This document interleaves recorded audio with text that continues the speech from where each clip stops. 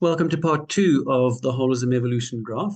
So in this section, we're going to look at the physical outer manifest that we study in science, comparing it to the inner subjective unmanifest, but the very shared experiences that most of us have together, as long as we have functioning senses and mental faculties. So the first thing that I'm going to ask you to do is just to look around the energy, matter, life, plant, and so on, and reconceptualize for a moment. Very often the way the universe is portrayed to us is that we live in a material world. Everything is matter-based, matter-focused.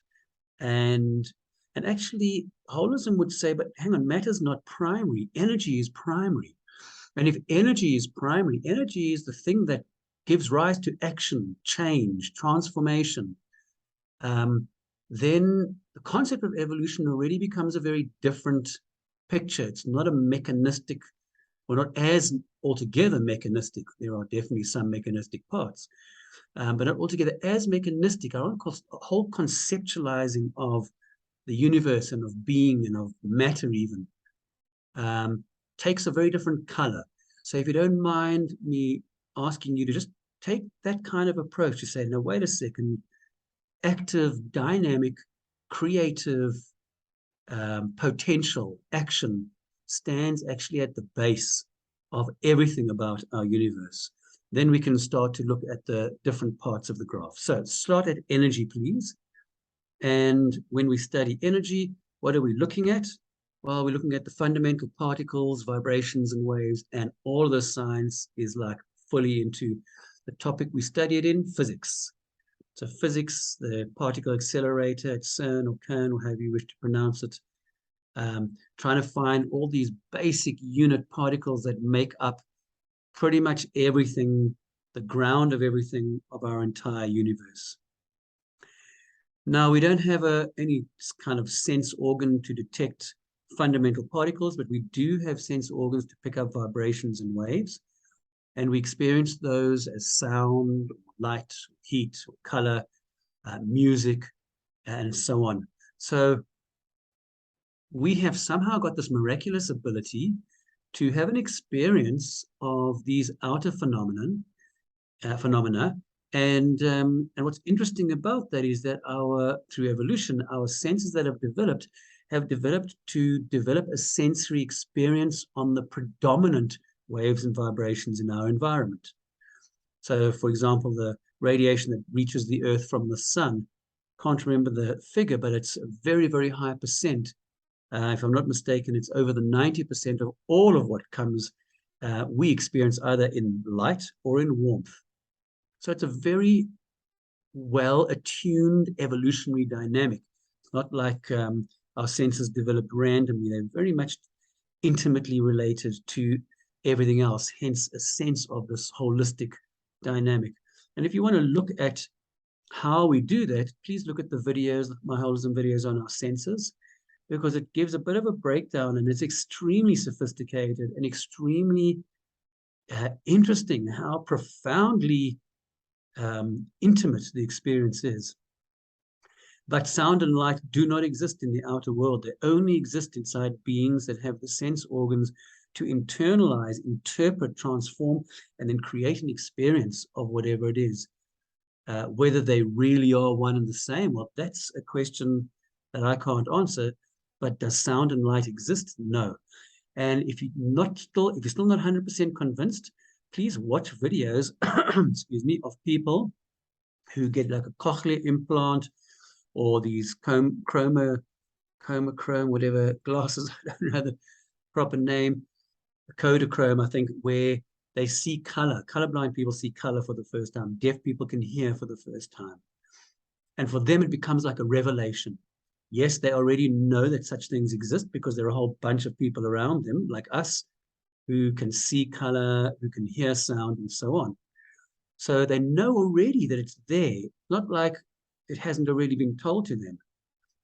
But nonetheless, when they get these experiences, it's a whole new world, a whole new realm of experience that opens up to them. It's literally like a revelation. When we think of an understanding of a concept, like the aha moment, this is a bit of a more unconscious, almost more fundamental kind of revelatory experience that they have. So if you haven't seen those, please watch them. They're quite amazing. And that will give you a jolly good sense as to some of what's going on between the body, physical, external, scientific elements, and this internal, as I call it, soul or mind element. So once this matter's coalesced, the fundamental particles into matter, we've got the atoms and compounds and so on. And how do we experience those sensorily? Well, taste and smell are very connected to particular molecules. They come in, we have little organs, again, beautifully adapted for the dominant range of the different molecules that are there. And we get a sense for taste, for smell, and for texture and so on. And if you're, again, doubting how incredibly subjective they are, think about all the poor people who, with COVID, lost their sense of smell or lost their sense of taste. Perhaps that was even new. And then you have to ask yourself, okay, so what is that about? And what's life like without it? So the world becomes a very rich, full place because we have this capacity to experience it sensorially in such an enormous and extraordinary variety of subjective ways. Let's be clear about that. It's very inner, it's very subjective, and it's definitely not externally manifest. It's only internally manifest as those nerve signals hit the right part of the brain, stimulate something, and somehow particular experiences, sensory experiences arise, and we can orientate ourselves in life and so on. And again, what's really bizarre is very often we can detect that those things which are good or healthy for us because they're pleasant, and those things which are bad or unpleasant generally are not going to be good for us. So we have these inbuilt mechanisms, an incredibly holistically integrated organism that we and the rest of nature is. Moving to life and plant based on the DNA or cells building up into organs and then organisms. And as I described, the plant, all the different parts, and eventually the flowers and the seeds moving out. But if we think about ourselves and our inner experience of what happens already in plant life, whether plants experience them in the same way or not, well, that's a question that I'm not going to delve into here, but we certainly do. The sex impulse, the need to sleep, the need to eat, and of course, that's the fact that we grow. So all basic ideas that come from our understanding of plants and the activities of plants, nutrition, reproduction, and so on. We, of course, experiencing them again differently as impulses that live in us, as do the higher animals. But they don't come just from the higher animal side. They come right down from the basic elements of life.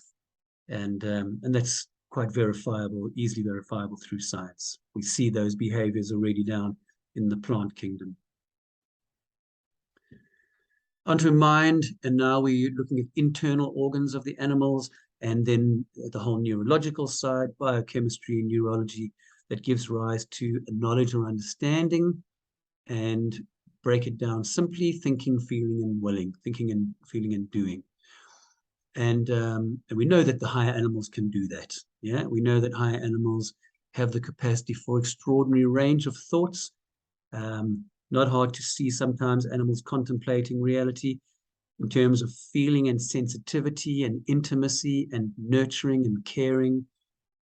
All these sense of kinship, of bonding.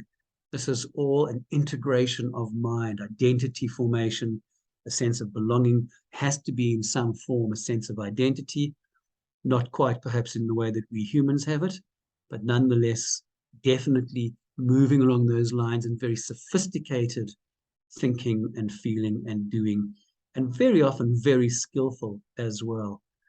And as I say, particularly we're thinking here of the higher animals, the mammals and some birds, warm-blooded animals in general, which do the nurturing and the bonding and so on.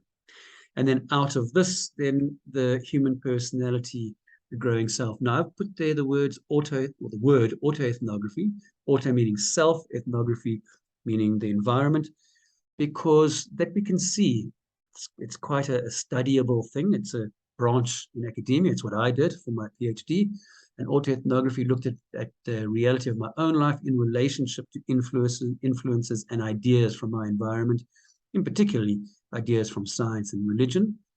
And we're always going to be in an intimate relationship. And as we saw with going from matter to plant life, how the environment, the individual atoms, required a very complex and sophisticated environment to let the next level of holistic evolution manifest. So likewise, the human individual, we're always living in relationship to our environment and developing then our own reality with the W. What is that referring to? Our own inner defensible construct of reality. Now, actually, that's all we ever have. Yes, science will try and tell us that we have this objective, verifiable reality, and that's the only reality there is. But actually, it's only because them in their own reality have become convinced of that. People who are not convinced of it won't accept it.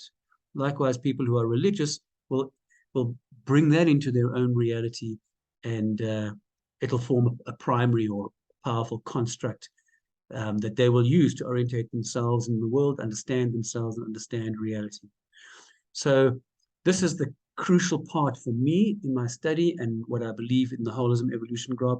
We are continuously growing and building our reality to become more and more in tune and in harmony with all the experiences that we are getting, be them from a scientific perspective or religious or indigenous knowledge or our thinking, the aha from coming to know something, which is a big part of science. All of these are part of growing of the self and the maturing of the self to eventually, well, according to me, according to my graph, bring about some new thing, as I've said, the spirit self. So thank you. This is all I want to share with you in this video. The last of these 3 videos will move us into the spirit realm. And I'm interested to know how you will take that, because that's the realm that is the most open to opinion and to, well, I don't know if it's controversy, but certainly into individual people having their own idea and individual ideologies and religions and perspectives having their own idea. So forgive me, but I think it's going to be quite challenging if you find yourself quite attached to a single perspective. But give it a shot. You may find yourself enjoying at least something of it. See you later.